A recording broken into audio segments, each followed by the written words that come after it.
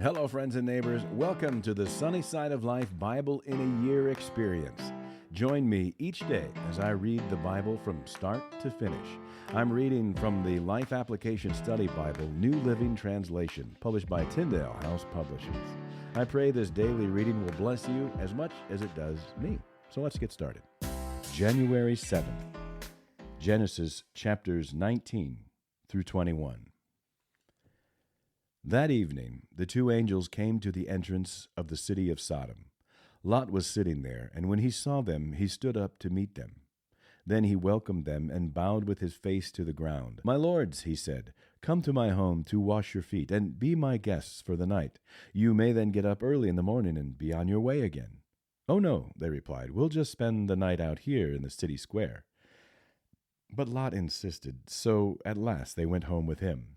Lot prepared a feast for them, complete with fresh bread made without yeast, and they ate. But before they retired for the evening, all the men of Sodom, young and old, came from all over the city and surrounded the house. They shouted to Lot, "Where are the men who came to spend the night with you? Bring them out to us so we can have sex with them." So Lot stepped outside to talk to them, shutting the door behind him. "Please, my brothers," he begged, "don't do such a wicked thing. Look, I have 2 virgin daughters. Let me bring them out to you, and you can do with them as you wish. But please leave these men alone, for they are my guests and under my protection." "Stand back," they shouted. "This fellow came to town as an outsider, and now he's acting like our judge. We'll treat you far worse than those other men." And they lunged toward Lot to break down the door. But the 2 angels reached out, pulled Lot into the house, and bolted the door. Then they blinded all the men, young and old, who were at the door of the house, so they gave up trying to get inside. Meanwhile, the angels questioned Lot.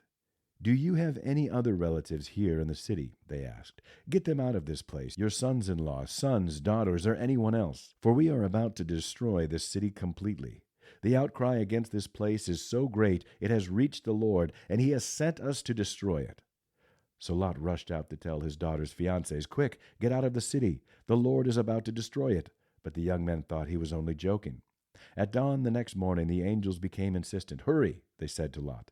"Take your wife and your 2 daughters who are here. Get out right now, or you'll be swept away in the destruction of the city." When Lot still hesitated, the angels seized his hand and the hands of his wife and 2 daughters and rushed them to safety outside the city, for the Lord was merciful. When they were safely out of the city, one of the angels ordered, "Run for your lives, and don't look back or stop anywhere in the valley. Escape to the mountains, or you will be swept away." "Oh, no, my lord," Lot begged. "You have been so gracious to me and saved my life, and you have shown such great kindness, but I cannot go to the mountains. Disaster would catch up to me there, and I would soon die. See, there is a small village nearby. Please let me go there instead. Don't you see how small it is? Then my life will be saved." "All right," the angel said. "I will grant your request. I will not destroy the little village, but hurry. Escape to it. I can do nothing until you arrive there." This explains why that village was known as Zoar, which means little place. Lot reached the village just as the sun was rising over the horizon. Then the Lord rained down fire and burning sulfur from the sky on Sodom and Gomorrah. He utterly destroyed them, along with the other cities and villages of the plain, wiping out all the people and every bit of vegetation. But Lot's wife looked back as she was following behind him, and she turned into a pillar of salt. Abraham got up early that morning and hurried out to the place where he had stood in the Lord's presence. He looked out across the plain toward Sodom and Gomorrah and watched as columns of smoke rose from the cities like smoke from a furnace. But God had listened to Abraham's request and kept Lot safe, removing him from the disaster that engulfed the cities on the plain. Afterward, Lot left Zoar because he was afraid of the people there, and he went to live in a cave in the mountains with his 2 daughters. One day the older daughter said to her sister, "There are no men left anywhere in this entire area, so we can't get married like everyone else, and our father will soon be too old to have children. Come, let's get him drunk with wine, and then we will have sex with him. That way we will preserve our family line through our father." That night they got him drunk with wine, and the older daughter went in and had intercourse with her father. He was unaware of her lying down or getting up again. The next morning, the older daughter said to her younger sister, "I had sex with our father last night. Let's get him drunk with wine again tonight, and you go in and have sex with him. That way we will preserve our family line through our father." So that night they got him drunk with wine again, and the younger daughter went in and had intercourse with him. As before, he was unaware of her lying down or getting up again. As a result, both of Lot's daughters became pregnant by their own father. When the older daughter gave birth to a son, she named him Moab. He became the ancestor of the nation now known as the Moabites. When the younger daughter gave birth to a son, she named him Ben-Ami. He became the ancestor of the nation now known as the Ammonites. Abraham moved south to the Negev and lived for a while between Kadesh and Shur, and then he moved on to Gerar. While living there as a foreigner, Abraham introduced his wife Sarah by saying, "She is my sister." So King Abimelech of Gerar sent for Sarah and had her brought to him at his palace. But that night God came to Abimelech in a dream and told him, "You are a dead man, for that woman you have taken is already married." But Abimelech had not slept with her yet, so he said, "Lord, will you destroy an innocent nation? Didn't Abraham tell me she is my sister? And she herself said, 'Yes, he is my brother.' I acted in complete innocence. My hands are clean." In the dream, God responded, "Yes, I know you are innocent. That's why I kept you from sinning against me, and why I did not let you touch her. Now return the woman to her husband, and he will pray for you, for he is a prophet. Then you will live. But if you don't return her to him, you can be sure that you and all your people will die." Abimelech got up early the next morning and quickly called all his servants together. When he told them what had happened, his men were terrified.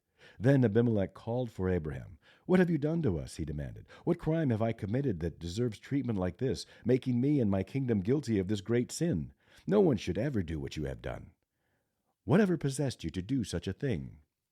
Abraham replied, "I thought, this is a godless place. They will want my wife and will kill me to get her, and she is really my sister, for we both have the same father, but different mothers, and I married her. When God called me to leave my father's home and to travel from place to place, I told her, 'Do me a favor. Wherever we go, tell the people that I am your brother.' Then Abimelech took some of his sheep and goats, cattle and male and female servants, and he presented them to Abraham. He also returned his wife Sarah to him. Then Abimelech said, 'Look over my land and choose any place where you would like to live.'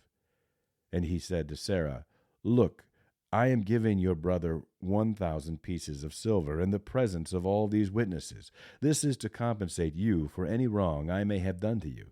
This will settle any claim against me, and your reputation is cleared.' Then Abraham prayed to God, and God healed Abimelech, his wife, and his female servants, so they could have children. For the Lord had caused all the women to be infertile because of what had happened with Abraham's wife, Sarah.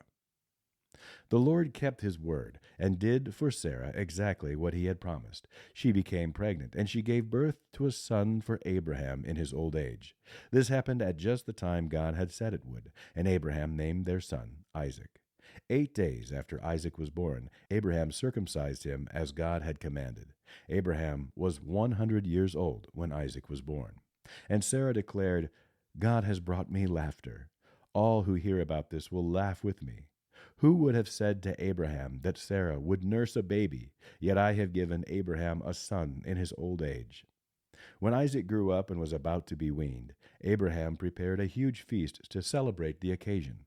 But Sarah saw Ishmael, the son of Abraham, and her Egyptian servant Hagar, making fun of her son Isaac. So she turned to Abraham and demanded, "Get rid of that slave woman and her son. He is not going to share the inheritance with my son Isaac. I won't have it." This upset Abraham very much because Ishmael was his son. But God told Abraham, "Don't be upset over the boy and your servant. Do whatever Sarah tells you, for Isaac is the son through whom your descendants will be counted. But I will also make a nation of the descendants of Hagar's son, because he is your son too." So Abraham got up early the next morning, prepared food and a container of water, and strapped them on Hagar's shoulders. Then he sent her away with their son, and she wandered aimlessly in the wilderness of Beersheba. When the water was gone, she put the boy in the shade of a bush. Then she went and sat down by herself about 100 yards away. "I don't want to watch the boy die," she said as she burst into tears. But God heard the boy crying, and the angel of God called to Hagar from heaven.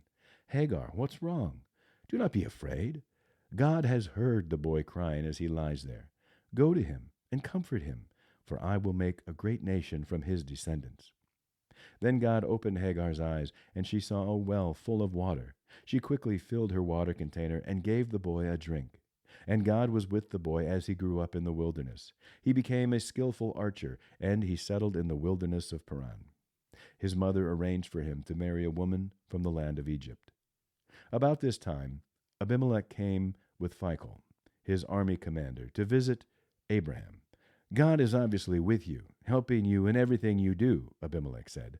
Swear to me in God's name that you will never deceive me, my children, or any of my descendants. I have been loyal to you, so now swear that you will be loyal to me and to this country where you are living as a foreigner.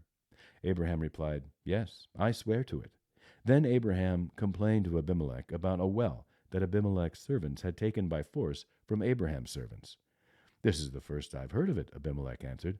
I have no idea who is responsible. You have never complained about this before.